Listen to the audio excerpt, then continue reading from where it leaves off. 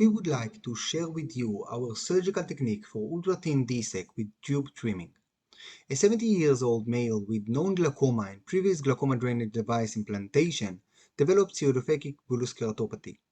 The patient underwent left ultra-thin DSAEK with tube trimming.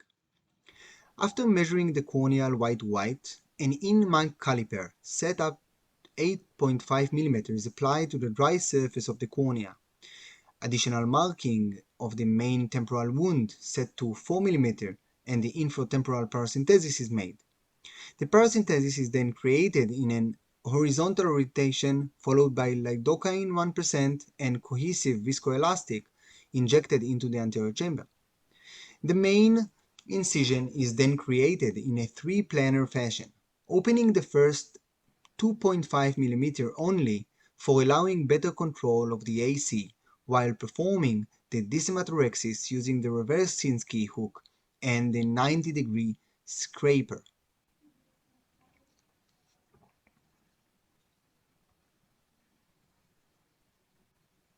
After removing the descent membrane, a paracentesis located 180 degrees apart from the main wound is created and the tube is trimmed using an intraocular scissors.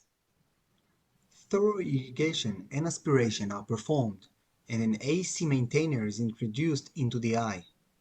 Next, the main wound is now further opened to its full size and a 10-0 nylon suture is pre-placed on the main wound in a 40-60 fashion.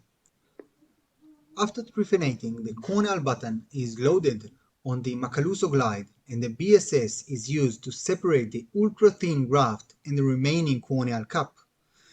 Next, the ultra-thin graft is pulled onto the glide and the graft is introduced into the anterior chamber using a curved 10 intraocular forceps.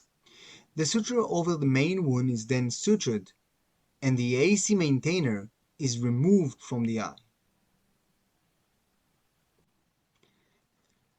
A small air bubble is injected to the AC to secure the graft, followed by gentle tapping for final centration. Next, a full airfill for locking the graft in place is performed, followed by gentle corneal sweeping to remove any residual fluid in the interface.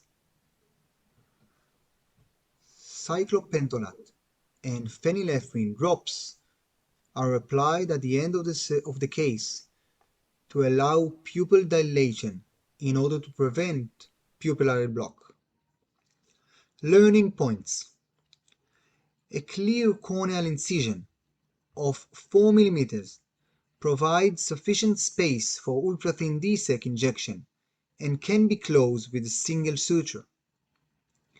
Loading the entire corneal button onto the Macaluso glide and then applying BSS at the interface of the ultra-thin DSAEK and the residual stroma allows better control of the thin graft.